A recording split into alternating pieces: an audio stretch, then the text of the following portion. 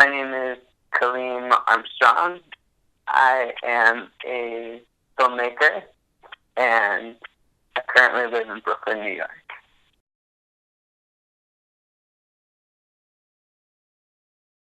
The inspiration to make this film came from an article a colleague of mine wrote for the New York Times Magazine, a writer who's based in New Orleans named David Hampton. And he wrote a piece that was published last February about the Whitney Plantation, which is the museum that's featured in this film. And it was such a powerful article in the way that he described the way the museum is trying to tackle such a complicated issue, like addressing the history of, and the legacy of slavery in America, made me really think that there was a way of visually telling this story that would share it with an even bigger audience than his article was able to do in New York Times Magazine.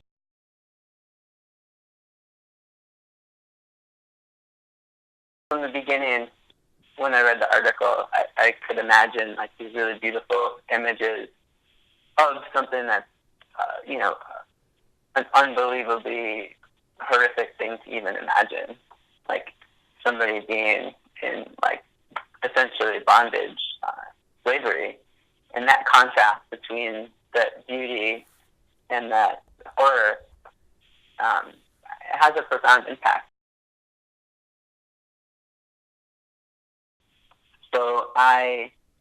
wrote a treatment and a proposal, and I reached out to the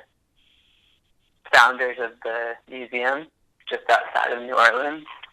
And in that time, some colleagues found out that I was making the film who are with the New Yorker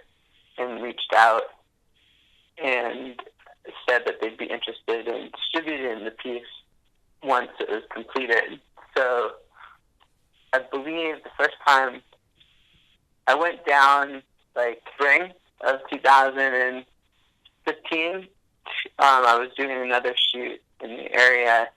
and I flew down to New Orleans to meet with the founder. And I always like to, if possible, talk to the people before I go and follow them around and interview them on camera, because you can kind of build a rapport, you can get an understanding of where they're coming from. And I find that way when you actually sit down to capture the content and make the film, you're already starting from a place where there's some trust. So I went down and met with them, and it was really kind of transformed how I visually wanted to approach making this piece, and conducted the majority of the interviews and B-roll, and then once we kind of got into the post-production, I really realized that there was a piece missing from it, and that was the perspective of somebody who wasn't the founder of the museum and wasn't the historian, but somebody who actually has a deeper connection, whose past is tied on both sides to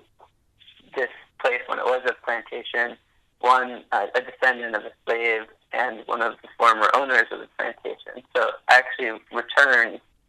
to conduct more interviews, which I think really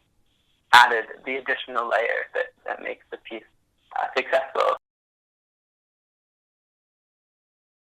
The subject itself is pretty heavy. I really wanted to make sure that I didn't offend anybody and I didn't exclude anybody from understanding why this museum exists and why I'm making a film about this critical conversation about race in America. For example, the founder of the museum and the dude who put all the money into it is a white man from the South. So some people will see that, and their first reaction could be twofold. To be like, okay, this is another example of white patriarchy telling a story that's not theirs to tell. Or they could say, well, maybe this was coming from a place of guilt, and that's why he's doing this. And in reality, it's it's somebody who's very passionate about this subject and also acknowledges his part in this history and wants to just full on address it, even though it may be a complicated issue to talk about. And then, from my perspective, as a filmmaker who is white, making a story about the history of slavery and its legacy in America, there's just